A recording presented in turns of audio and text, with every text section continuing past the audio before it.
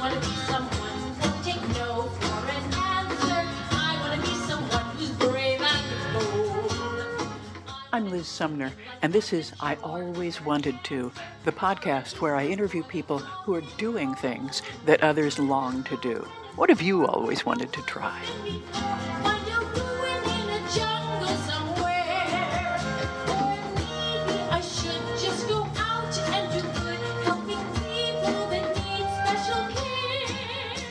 My guest today is Nancy Salwen. Nancy teaches singing to non-singers, beginners, and anyone who wants to sing more comfortably and expressively. She's the author of the book, The Fear of Singing Breakthrough Program, Learn to Sing Even If You Think You Can't Carry a Tune. She leads singing workshops in Vermont, New York City, and California, offers online programs, and teaches lessons in person and over Skype or FaceTime.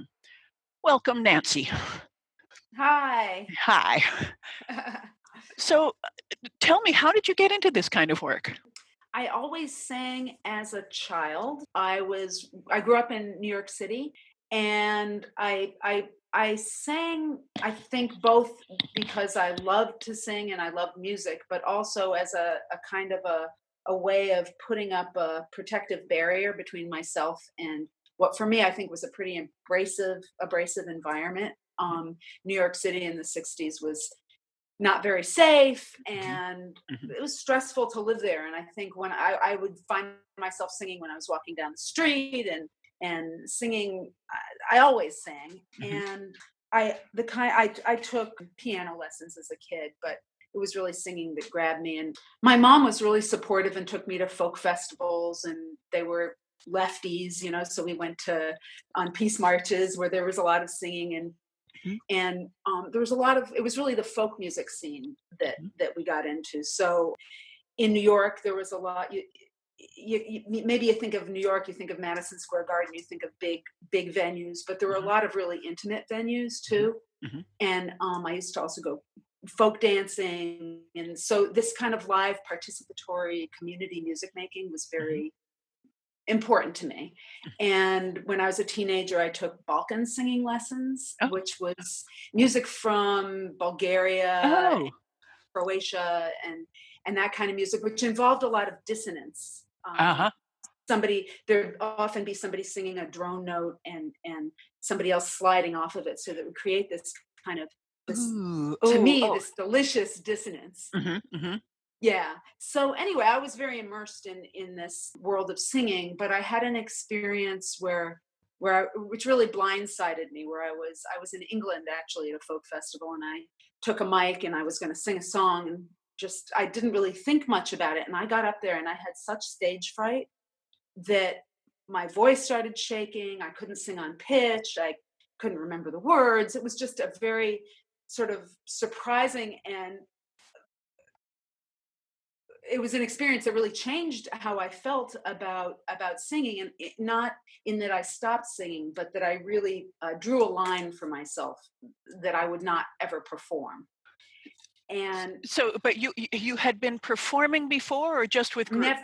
Just always as part of a community. Okay. And so this was an early solo performance, is that? Yeah, I just kind of got up there and said, okay, I'll sing a song, and then wham. Wow. Yeah.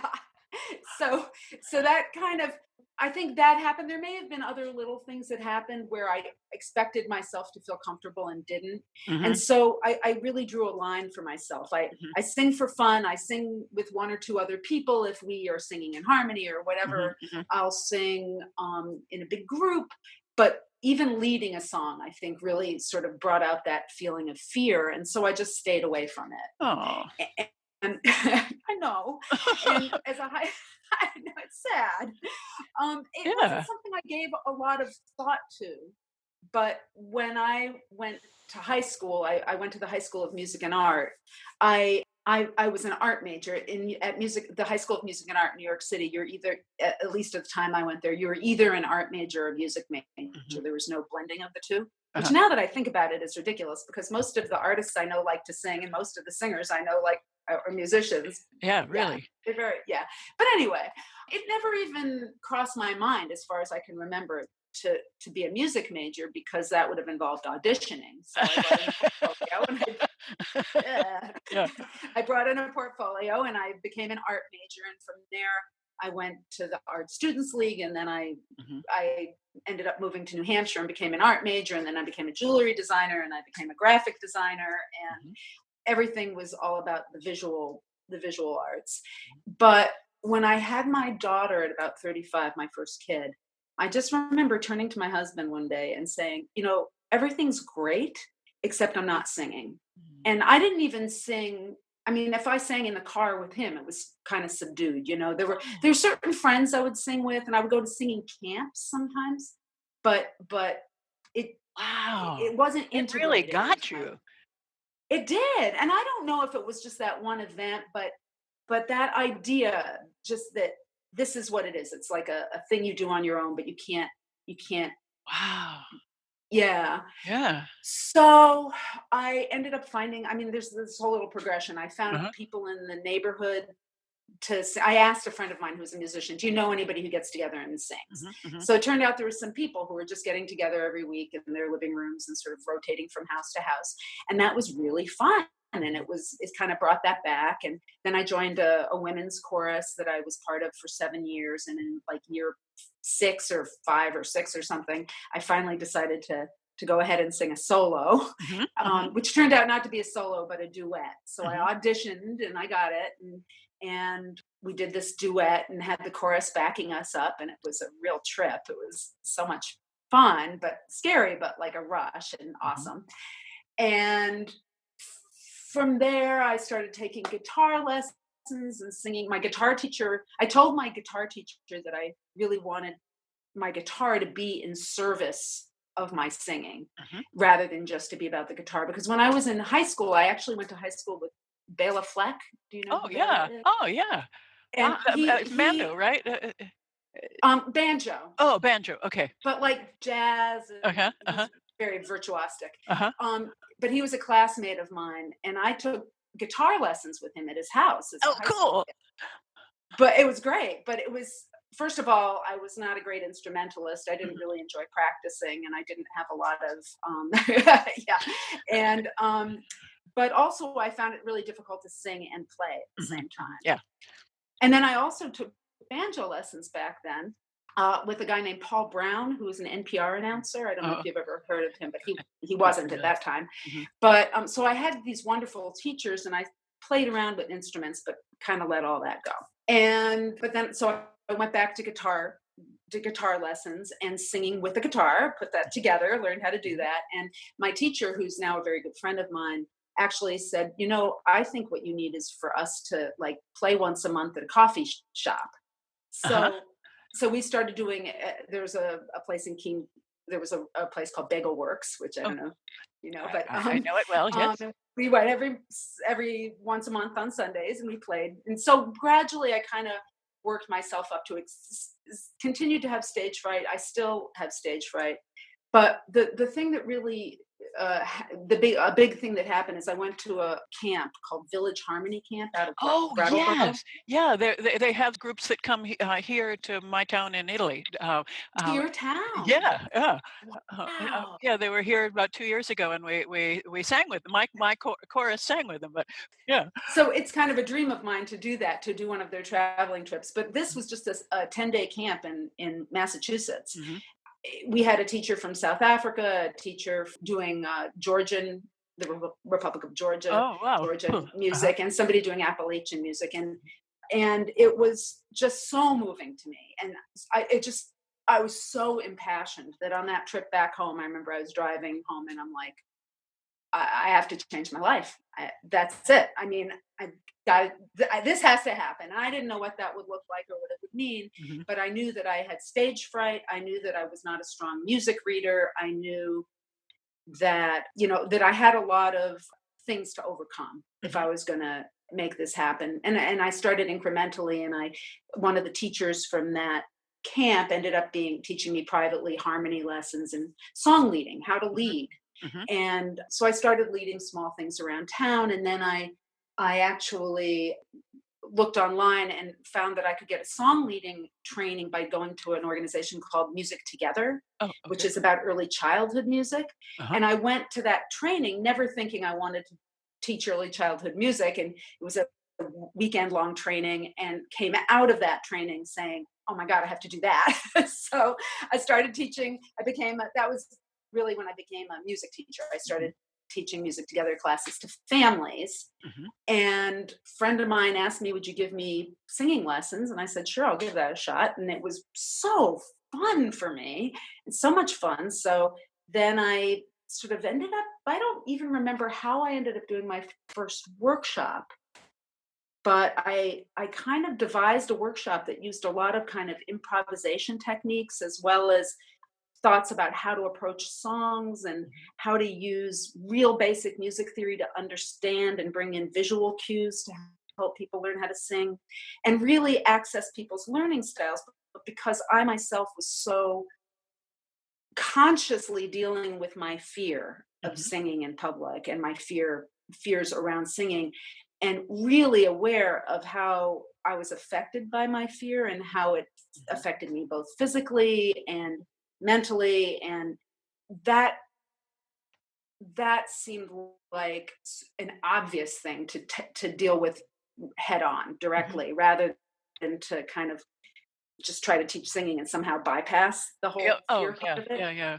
So and it also became really, really interesting to me, and something to deal with in these workshops, and to invite people who are afraid to come to the workshops by Mhm. calling them fear of singing workshops Mhm. or fear of singing breakthrough workshops.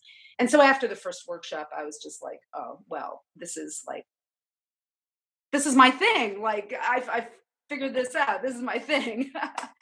But I was still doing graphic design most of the time, and kind of relegating the music business to, I think I had a day and a half a week I was allowed to do music because I had to make money and blah, blah, blah, blah. Mhm. And I went to a graphic design, like a business development workshop.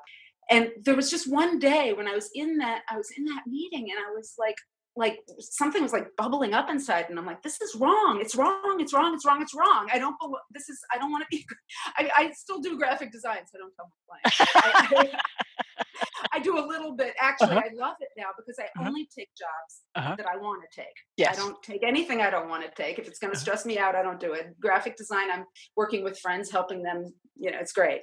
Mhm. But anyway, I ended up that night in my closet, believe it or not, crying, telling my husband like I picked the wrong career. I should have been a musician. I should have started a long time ago. Because I was afraid. I didn't make the right choices, and look where I am. What a mess.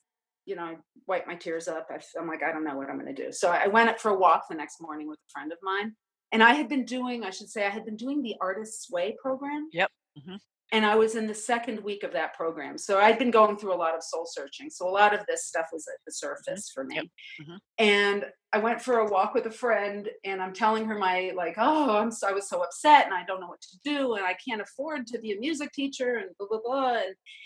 And as we're walking along, I see something on the path in front of me, and it's a guitar capo.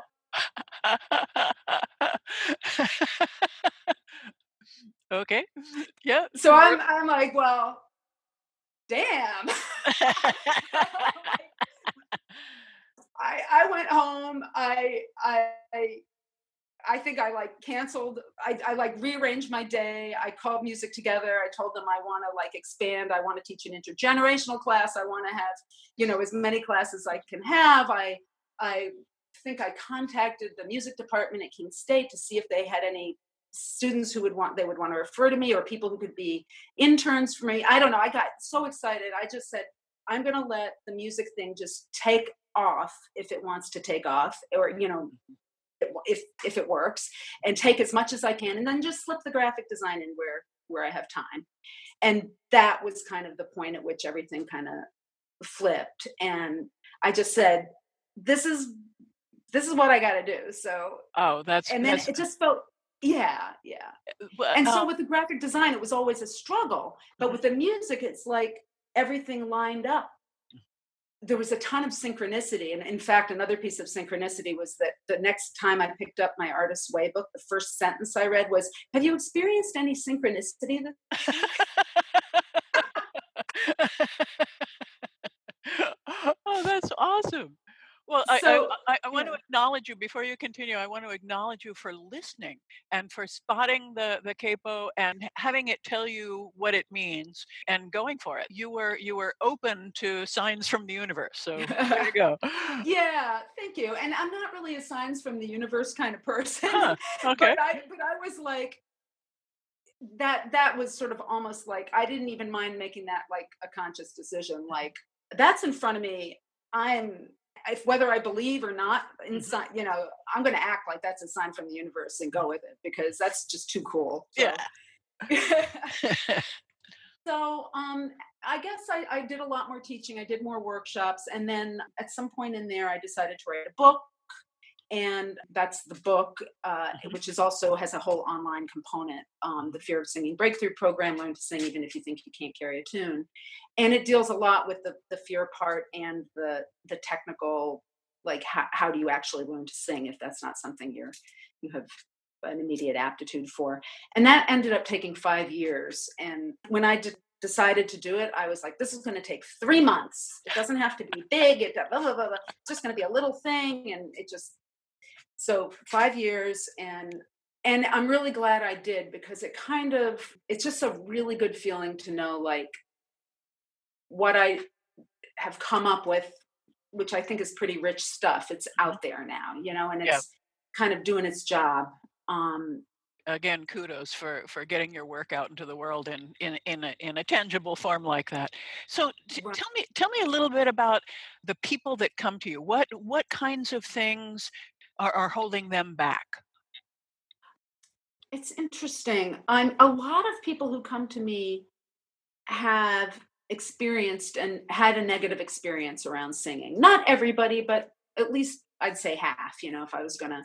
And the negative experience could be something as what's a seemingly tiny thing. We were all singing in the car and I was having a really good time and my cousin looked at me funny. Mm, mhm. Like, or a very common one around this is my mother's actually. My fourth grade chorus teacher told me just mouth the words. Oh, ouch. Super common, yeah. Oh. Oh, oh, I hope that person isn't a music teacher anymore. I know. Like, really? Really? Yeah. Sometimes they're just almost minute. Mhm. One woman I work with said that somebody she always thought she could sing. She grew up in Russia, and Uh-huh. her grandmothers were always like, "Sing, sing, you sing so Mhm. beautifully." And then she moved here, and she was singing, and somebody turned to her and said, and that was she says she just she Wow. loves singing and she just stopped. And so the take home or takeaway Mhm. from that is we're so sensitive and so Yeah. vulnerable when it comes to singing. It feels so good. It's such a release. It's so much us. Mhm, It's such mhm, a mhm. it's such a revealing thing to do. It connects us with other people and it connects our inside to our outside, what's going on inside, expressing Yep, ourselves. And so when something comes and I don't know, criticizes you, hurts you, yeah, when you experience a feeling of being shut down in any way, even if it's a tiny thing, you're just so sensitive about it that it's kind of devastating. yeah, And so a lot of people come to me after having had some kind of experience, usually in the early life, that has stopped them from singing. And a lot of the people who come to me are older. mhm, And so they've had this long stretch of lifetime where everybody else is singing around the campfire or mhm. singing in church or whatever, and oming during yoga class, Mhm, whatever it is, mhm, and they're kind of mm. tucking it in and keeping it in and feeling like they can't be part of it or participate. And so all the time everybody else has been kind of practicing without thinking of it as practicing, but they've Yep, been comparing and contrasting what they're hearing to what's coming out of their mouth. mhm. They haven't really had a chance to do that, and so they're coming. It's almost like they're needing to return to a place of childhood and freedom and being nurtured into feeling like they're not going to get judged, and they can be free to start to explore their own voice and the sensations that come around singing that tell you whether you're on pitch or you're not on pitch. And so I would say the people who come to me often are at a place in their life where they're ready to take a chance and redefine themselves in some way and say, I know that my whole family laughed at me or whatever and said I was the non-singer, but I'm ready to challenge that idea, and I want to try. And so it's a really very beautiful honor to be able to work with people in that place. Wow, I can imagine that's a lovely way to hold it. And so what's the beginning like? What if somebody is just venturing out, they've decided, okay, I'm going to give this a teeny tiny try, put a toe in. What might they experience in the beginning? People can come in any way that suits them. So they can come in the privacy of either getting my book and working with the videos and the audio tapes, or I actually also do have an online program they can get, or they can come in with one-to-one lessons, or they can come in a group. And for some people will say, oh my God, I could never sing by myself with one other person. I really want to do it in a group where I can feel a little bit like I can hide behind other people. And I don't mean hide in any kind of a negative way, but have that sort of blending support. Yes. And other people are the absolute opposite. They're like, I'm never going to go into a group of people unless I've had some one-on-one nurturing and feedback. So in first, I would say how people dip that toe in depends on who they are and what they want. But the first thing I do when I'm working with somebody, whether it's in a workshop or in the program, the book or the online program or in lessons, is we start to first get into our body, meaning a lot of the same things you would do in a yoga class, but more briefly, but really feel the connection of your feet to the ground, and start to do some breathing together, and start to feel the space that's inside you when you breathe more deeply. And non-singers, and I put quote marks around the word non-singers always, but your podcast people can't see my air quotes, so it's people who think of themselves as non-singers. Yes. I really believe that nobody is a non-singer. Don't always realize that your instrument as a singer is not really just your throat or your vocal cords. It's your whole body, all the way from your feet to the top of your head. And the more in your body you are, the more you can be in a space of, the more accessible you are to learning how to sing. So we start with that sort of full body stuff and breathing, and then I sort of bring in like just making sounds, take a big breath, reach up, and just kind of, and then I'll do a bunch of sounds, kind of sirening sounds, woo. But what we're trying to do is get away from the idea of right and wrong, singing a song correctly, incorrectly. We're really trying to just get into a place of beginning to explore the voice. And then I'll make a bunch of crazy sounds. They'll copy me. If I can do it with you.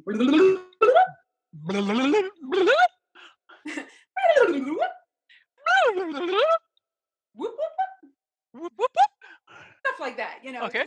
just crazy stuff. And I don't know what's going to pop out of my head. And then I'm, so we'll play, just very playful. And I always ask a lot about where they've been, what their story is, where they want to go, what their goals are before I start teaching. It's never a formula. It's not formulaic, but I have a bag of tricks I pull out of. And one thing I always love to do with people is to work with a drone note. So I might ask them to try to match my pitch. If I go, I might ask them to try to match that pitch, or if they can't match the pitch, I'll ask them to try to just sing a steady note, and I'll match their pitch so that they can begin to see what it sounds like and feels like in their body to sing in unison, to be right in unison with another note. And then we'll take turns kind of peeling up off that note. So, so that they can begin to experience what it's like to to have the support of a drone note, go away from it, and then find it again to come back home. Which, of course, when you're singing a song, you need to know how to come back home to the root note of the song, or to stay in the key you're in.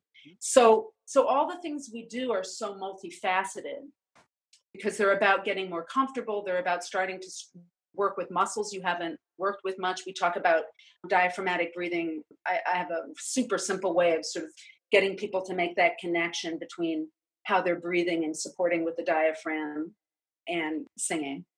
You start to develop a muscle memory, or a body sensory intelligence around, when I'm singing, I kind of want to be engaged with that. It's not that that's what you're eventually thinking about. And in fact, I'll say, let's work on this for 5 minutes and then forget all about it. But then I can just point, I can say, I can hear that that their voice is getting stuck in their throat, that they're tightening up, something's happening in here that we don't want. Or I can see their facial expression is tense, and I'll just point to the diaphragm, and they'll engage, and then they can let everything else relax, because that diaphragmatic muscle is doing the heavy lifting, and they begin to learn that you actually control pitch better when you're looser in your throat than when you're holding, or in your jaw. So all this, it's over time. I might touch on all this in the first lesson, but this is stuff we work on over time. Some people come and it turns like all they needed really is like a little guidance, and they've pretty much got it. Like, I had a woman come to me. She started singing with a chorus in town, and she called me. This is just recent. She called me and she's like, "Oh my God, I can't believe what I did. I signed up for a chorus, but I don't even know if I can sing. Can you coach me?" And she had plenty of aptitude, and it was easy, and she's in. Other people will work with basic pitch stuff for years, but it doesn't mean that along the way, as they're learning, that they can't begin to enjoy things that they couldn't enjoy before. They can now blend. They can now be part of these wonderful musical opportunities that happen at the beach or around the campfire. I have at least 3 friends I know who play guitar and didn't start out, they're men, they didn't start out as particularly good singers, but as they played, the practice just has deepened and strengthened and made their voices much more rich. And it was simply the doing it that really improved their instruments. Isn't that something? Yeah. Yeah, it's just like any other instrument in that way. Yeah. I mean, I think it's more personal and more profound than other instruments. I don't mean singing is a better art, but there is something so personal about it. But yes, in a sense, it is just like any other instrument. You practice and you get better, and you develop your skills, and you learn what makes it work. And I could talk to you about you're a singer this. yourself, aren't you? I am, and I'm kicking myself that we didn't meet when we lived in the same town, so that we could sing together. It is a huge part of my life, and I'm very glad that you are putting more singers in the world and making people who can enjoy the joy of singing. I can't imagine life without it. I know, it's great. Oh, well, I could talk to you about this for forever, but we're running out of time. And is there any final piece of advice or encouragement for listeners that you want to close with? I would say, if it's sort of something that's been in your bucket list, or something that even on some level you kind of wish you could do, but you felt held back, or even if you do sing, but you feel like you're not really in it or expressing yourself, just to step in and try it, because, singing can be scary, but singing also has in it what it takes to not be scared, because it feels good. It's got that vibration, the way you connect with people. It's heartening. And I mean, if you think of how singing was used during the civil rights movement in the United States, for example, singing gives us courage. So once you get in, you'll find that you can use what you're getting from it to give you more courage. And again, everywhere in your life. So it's totally worth it. So go for it. Wow, beautiful words to close on. It just gave me chills. So, Nancy Salwen, thank you so much for your time today. Her book is The Fear of Singing Breakthrough Program, Learn to Sing Even If You Think You Can't Carry a Tune. There are links to her website in the podcast notes here. Thank you, everyone. I'm Liz Sumner, reminding you to be bold, and thanks for listening.